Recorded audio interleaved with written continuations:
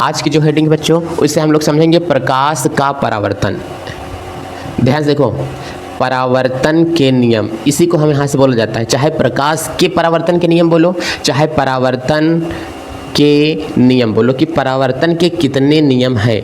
तो बच्चों इसमें हमको समझना है कि कोई आपसे बोलेगा कि परावर्तन के कितने नियम हैं, तो बच्चों आप लोग ये ध्यान देना हमेशा कि परावर्तन के कुल मिलाकर के कितने नियम हैं। सर परावर्तन के टोटल कितने नियम होते हैं?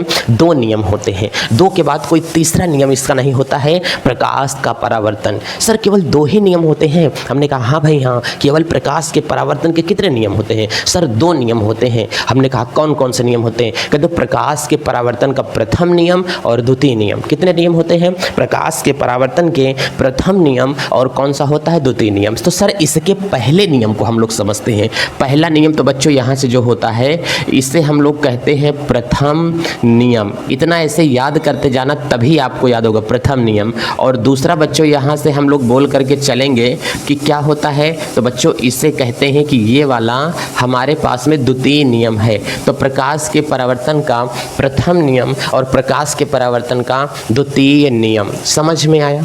तो परावर्तन का प्रथम नियम और द्वितीय नियम ये क्या होते हैं, ये समझते हैं पहले हम लोग। आइए ध्यान से चीज़ों को, चलिए। तो परावर्तन का प्रथम नियम। अब बच्चों अगर यहीं से हम लोग समझेंगे कि हमारी जो बातें होती हैं वो क्या होती हैं। चलिए, तो प्रकाश के परावर्तन का प्रथम नियम, तो प्रथम नियम क्या कहता है, इसको समझना जरा ध्यान से। हम यहाँ से पहले इस नियम को कॉपी कर रहे हैं कि सर हमें ये समझना है प्रकाश के परावर्तन का प्रथम नियम। बच्चों यहाँ से देखो, प्रथम नियम ये कहता है, जैसे हमने कहा कि ये परावर्तन हमने समझा था, ये हमने एक चिकनी सतह लिया था, दर्पण। ये हमारे पास में क्या है? एक चिकनी सतह है, जिसे बच्चों हम लोग क्या कहते हैं? दर्पण। हो सकता है कि मैं थोड़ा तिरछा बना दूं। ये एक किसी दर्पण की ओर आने वाली किरण को आपतित किरण कहा जाता है। दर्पण से टकरा करके लौटने वाली किरण को परावर्तित किरण कहते हैं। तो आपतित किरण और परावर्तित किरण क्या आपको समझ में आ गई कि आपतित किरण क्या होती हैं और परावर्तित किरण क्या होती हैं? किसी चिकनी सतह की ओर आने वाली किरण को आपतित किरण कहते हैं और टकरा करके लौटने वाली किरण को परावर्तित किरण कहा जाता है। सर ठीक है, इतना हमारे समझ में आ गया। अब हमने कहा था कि परावर्तन में एक चीज आप लोगों ने और देखा था कि ये जिस बिंदु पर तीनों टकराती हैं उस बिंदु का नाम क्या होता है? करेंगे सर इस बिंदु का नाम आपतन बिंदु होता है। तो इस वाले किरण को क्या कहते हैं? सर हम बताएंगे। हमने कहा बता दो, इस किरण का नाम सर होता है आपतित किरण। इस किरण का नाम क्या होता है? सर परावर्तित किरण। इस बिंदु का नाम क्या होता है? आपतन बिंदु। क्या बोलते हैं? आपतन बिंदु बोला जाता है। तो इसका मतलब क्या होगा? आपतित किरण, परावर्तित किरण तथा अभिलंब, इतना बोला जाता है ना। आपतित किरण, परावर्तित किरण तथा आपतन बिंदु पर डाला गया जो अभिलंब होता है, ये तीनों एक ही तल में होते हैं। ठीक है, इतना समझ में आ रहा है कि नहीं? आपतित किरण, परावर्तित किरण तथा अभिलंब जो होता है, इस पर जो आपतन बिंदु पर जो डाला गया लंब होता है, ये तीनों क्या होते हैं? तीनों एक ही तल में होते हैं। मतलब ऐसा तो है नहीं कि आपतित किरण यहाँ से है तो परावर्तित किरण यहाँ से है, एक ही तल के एक ही बिंदु पर होते हैं। ऐसा बोलना, ऐसा थोड़ी है कि तीनों एक ही तल के अलग अलग बिंदु पर होते हैं। मैं ये कह रहा हूँ कि आपतित किरण, परावर्तित किरण तथा बच्चों बीच में यहाँ से एक हम लोग लंब डालेंगे, जिसका नाम यहाँ से क्या होगा? अभिलंब बोला जाता है। ये तीनों एक ही तल के एक ही बिंदु पर है। अगर मैं कहूँ तीनों एक ही तल में होते हैं, तो एक ही तल का मतलब यहाँ पर भी होगा। ऐसा तो हमारे पास में हुआ नहीं है कि ये हमारे पास में क्या होता है बच्चों? ये दर्पण होता है, और दर्पण को जब मैंने बनाया तो आपतित किरण हमारी यहाँ से निकल रही है, परावर्तित किरण हमारी यहाँ से निकल रही है, और लंब हम लोग यहाँ पर आकर के डाल देंगे। ऐसा तो है नहीं, और बिंदु को हम लोग यहाँ बना देते हैं। ये तो गलत है ना। इस तरीके से थोड़ी होगा। जो परिभाषा तुम लोग पढ़ते हो वो कहने का मतलब ये है, और जो परिभाषा किताब में लिखी है वो कहने का मतलब ये है। तो आपतित किरण, परावर्तित किरण तथा अभिलंब तीनों एक ही तल के एक ही बिंदु पर होते हैं, अर्थात आपतन बिंदु पर ही होते हैं। तो इतना हमको समझ करके चलना है बच्चों। पहले हम लोग क्या बोल करके चलेंगे? आपतित किरण। बच्चों ध्यान से समझ करके चलना, क्या बोलेंगे? आपतित किरण। फिर बच्चों क्या बोल करके चलेंगे? यहाँ से बोला जाएगा कि परावर्तित किरण। ठीक है, क्या बोलेंगे? परावर्तित किरण। फिर क्या बोल के चलेंगे? अभिलंब। क्या बोलेंगे बच्चों? अभिलंब। फिर यहाँ से क्या होगा? ये 3 चीज़ है, तीनों एक ही तल के, ध्यान से देखना इस चीज़ पर मैं फोकस कर रहा हूँ, एक ही तल के एक ही बिंदु पर होते हैं, एक ही तल के एक ही बिंदु पर होते हैं। अच्छा, क्या इतनी चीज़ें समझ में आ रही है? एक ही तल के एक ही बिंदु पर होते हैं। बच्चों ये आपकी इसकी क्या है परिभाषा है, ये प्रकाश के परावर्तन के प्रथम नियम की परिभाषा है कि तीनों एक ही तल के एक ही बिंदु पर होते हैं। एक ही तल में है ऐसा नहीं है, तीनों आपतन बिंदु पर ही होते हैं। कहने का मतलब यह है तो तीनों आपतन बिंदु पर हैं। तो प्रकाश के परावर्तन का पहला नियम क्या है कि जहाँ से किरण आएगी वहीं से किरण दूसरी निकलेगी और उसी बिंदु पर क्या होगा, अभिलंब होता है। आपतित किरण जहाँ से खत्म होगी वहीं से परावर्तित किरण शुरू होगी, अभिलंब उसी पर डाला जाएगा जहां पर दोनों किरणें मिली होंगी। तो अभिलंब उसी पर तो डाला गया है, ये है परावर्तन का नियम। अभिलंब कहीं और कर दो, आपतित किरण कहीं और कर दो, परावर्तित किरण कहीं और कर दो, तो ऐसा थोड़ी होता है। चलिए अब हम लोग समझते हैं कि प्रकाश के परावर्तन के द्वितीय नियम क्या है, प्रकाश के परावर्तन का दूसरा नियम क्या होता है बच्चों, ये हम लोग पहले समझ करके चलेंगे। चलिए तो अब हम लोग इस साइड में समझते हैं द्वितीय नियम क्या होता है। चलो तो बच्चों यहाँ से हम लोग समझेंगे द्वितीय नियम प्रकाश के परावर्तन का। बच्चों यहाँ से हमारे पास में चल रहा है द्वितीय नियम। अब बच्चों द्वितीय नियम क्या बोल रहा है? द्वितीय नियम कुछ नहीं कह रहा है, द्वितीय नियम सीधा ये बोल रहा है आपतन कोण। ध्यान से देख करके चलो, क्या होता है? आपतन कोण, परावर्तन कोण, आपतन कोण तथा परावर्तन कोण बराबर होते हैं।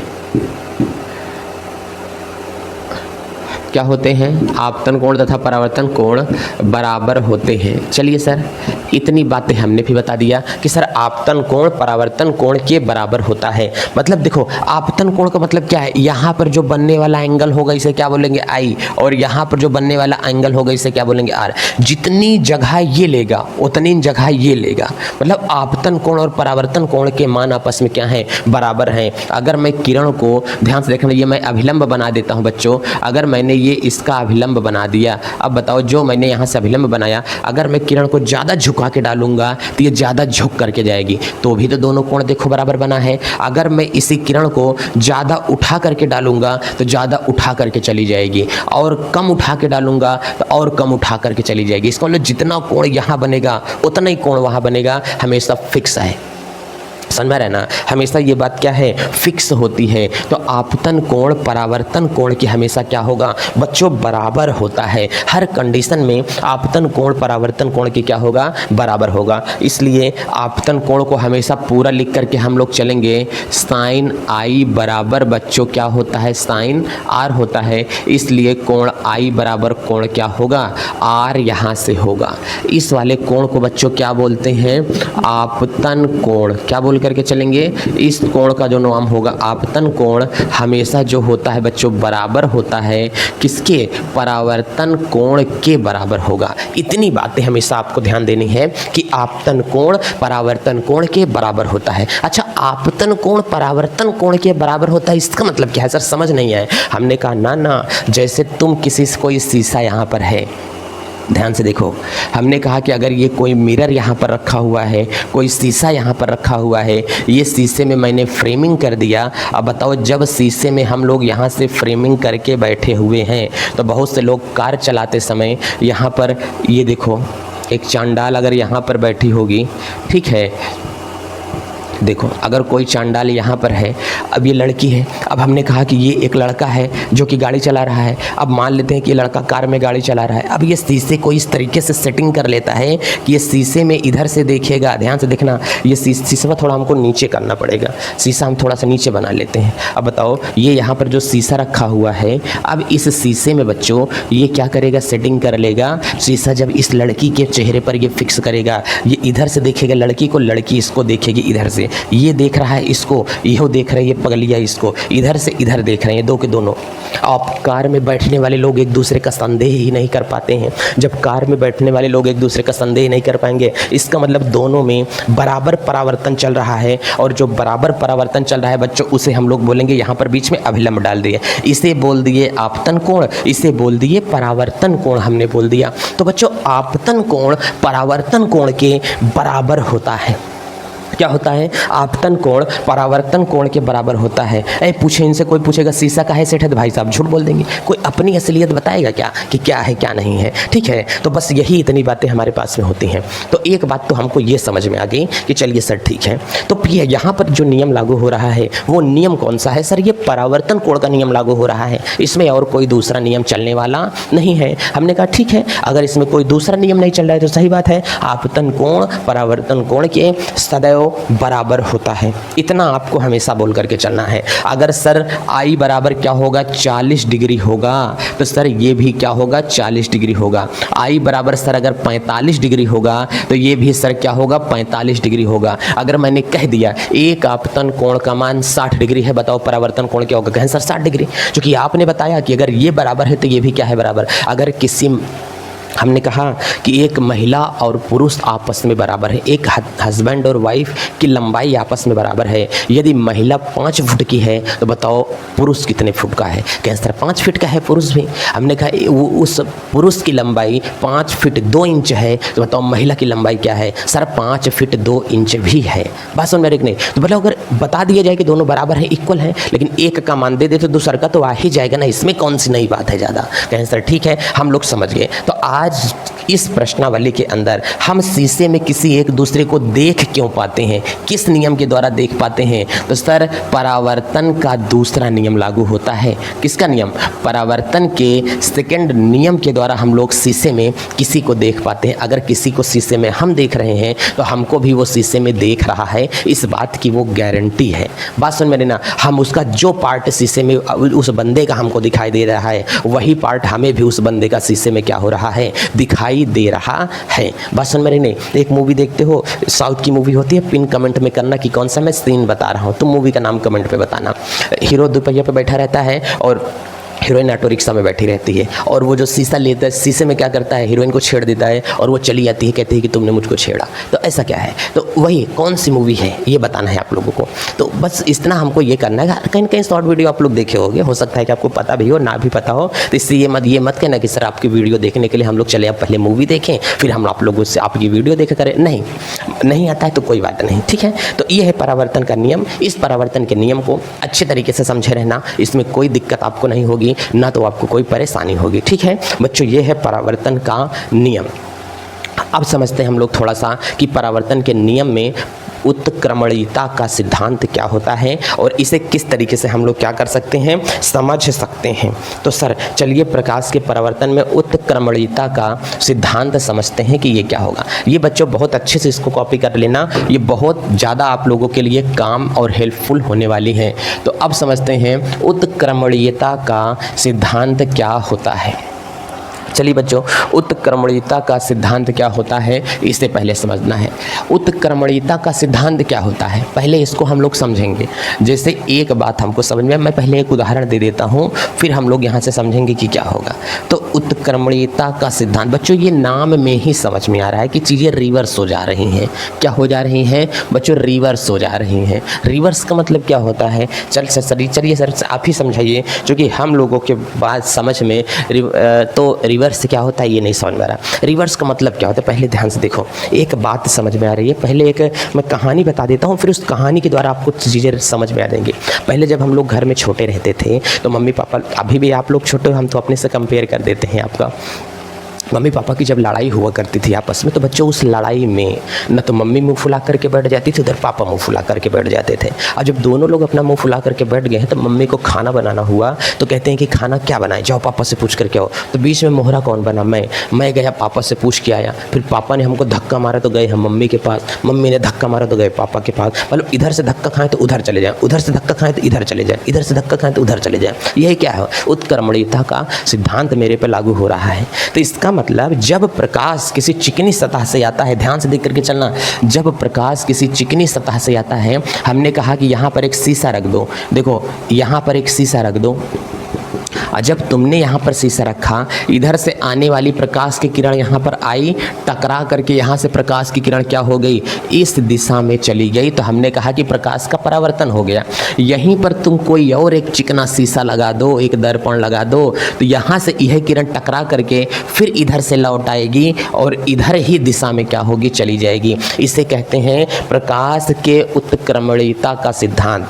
जब आने वाली आपतित किरण और परावर्तित किरण आपस में परावर्तित हो रही हो, यदि तो परावर्तित किरण के बीच में, परावर्तित किरण के मार्ग में एक उतने ही कोण पर एक दर्पण लगा दिया जाता है, तो पुनः जो परावर्तित किरण है वो बन जाती है आपतित किरण, और ये जो आपतित किरण थी ये बन जाती है परावर्तित किरण। इसी को कहते हैं प्रकाश के उत्क्रमणीयता का सिद्धांत कहा जाता है। बच्चों समझ में आ रहा है? इसी चीज़ को हम लोग यहाँ से समझेंगे कि इसका मतलब थोड़े समय पहले ये वाली जो हमारे पास में किरण बनी थी, इसे हमने कहा था कि सर ये है हमारे पास में आपतित किरण और ये है सर हमारे पास में परावर्तित किरण होती है। क्या होती है सर? इसे हम लोग कहते हैं परावर्तित किरण।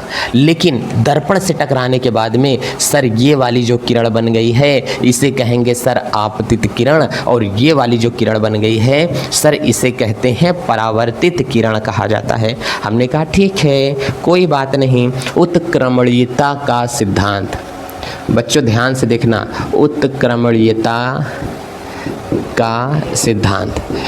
तो बच्चों अगर इतनी चीज़ें समझ में आएंगी तो क्यों नहीं हम लोग टॉप करेंगे। जब आपतित साधारण प्रकाश परावर्तन में परावर्तित किरण के मार्ग में कोई चिकनी सतह या कोई दर्पण लगा दिया जाता है तो पुनः प्रकाश उतने ही कोण पर परावर्तित हो जाता है। इस घटना को प्रकाश के उत्क्रमणीयता का सिद्धांत कहा जाता है। इतना हमको बोलना है कि साधारण प्रकाश परावर्तन में परावर्तित किरण के मार्ग में जब कोई चिकनी सतह वाला दर्पण लगा दिया जाता है तो उतने ही कोण पर परावर्तित किरण बन करके उसी मार्ग पर पुनः लौट जाती है। इस लौटने की क्रिया को प्रकाश का उत्क्रमणीयता का सिद्धांत कहा जाता है। और ये वाला तो बिंदु तो बच्चों वही रहेगा। यहाँ पर हम लोग क्या करेंगे, अभिलंब इसके बीच में डाल देते हैं। अब इसका जो कोण है बच्चों वो कोण भी बदल जाएगा। इसका मतलब यहाँ पर क्या था, ये आई था, ये क्या था, आर था, ये अब बन गया बच्चों आई, और ये बन गया बच्चों क्या है, आर बन गया। इतनी बातें आपको समझ में आ रही है कि नहीं? इसका मतलब जहाँ से किरण आ रही थी वहीं से किरण लौट गई वापस। इसी को क्या बोलते हैं, उत्क्रमणीयता का सिद्धांत कहा जाता था। पहले के ज़माने में तीर मारते थे, तीर वहाँ से जाए निशाना भेद करके पुनः उनके झोली में आकर के टिक जाता था। तो इसका मतलब उसमें आकर के टिक जाता था, जिसे क्या कहते थे, वो भी उत्क्रमणीयता का सिद्धांत है। तुमको जहाँ भेजा गया वहीं जाकर के तुम फिर अपने घर चले आए, ये भी एक प्रकार का क्या है, उत्क्रमणीयता का सिद्धांत है। जितना भी बहकना हो, घूमना हो, घूम लो, घूम करके तुम फिर वहीं अपने घर चले आओगे। तो इसको क्या कहते हैं, उत्क्रमणीयता का सिद्धांत कहा जाता है। बच्चों क्या इतनी बातें आप लोगों को समझ में आई? अगर इतनी बातें आपको समझ में आ गई हैं तो बहुत अच्छी बात है कि आप 10th की क्लास में थोड़ा सा ऊपर लेवल पे आ गए हो और थोड़ी सी आप में समझ विकसित हो गई है। इस समझ के लिए आपको बहुत बहुत धन्यवाद, और वीडियो देखने के लिए बहुत सारा प्यार आप लोगों को। बच्चों अब चलते हैं नेक्स्ट वीडियो में हम लोग, और नेक्स्ट वीडियो में पढ़ते हैं कि प्रकाश के द्वारा जो किसी वस्तु की छवि दिखती है उसे क्या कहा जाता है, अर्थात प्रतिबिंब क्या होते हैं, इमेज क्या होता है। ठीक है, इमेज किसे कहा जाता है, प्रतिबिंब क्या होते हैं, कितने प्रकार के बनते हैं और प्रतिबिंब कैसे होते हैं, ये चीज़ें पहली बात हम लोग समझ करके चलेंगे। चलिए सर ठीक है, समझते हैं। तो चलते हैं बच्चों, अपना ख्याल रखें, मस्त रहें, स्वस्थ रहें, छोटों को प्यार दें, बड़ों का आदर करें, अपना व्यक्तित्व इस प्रकार से बनाएं कि भारत के एक अच्छे नागरिक का निर्माण हो सके। चलते हैं, जय भारत।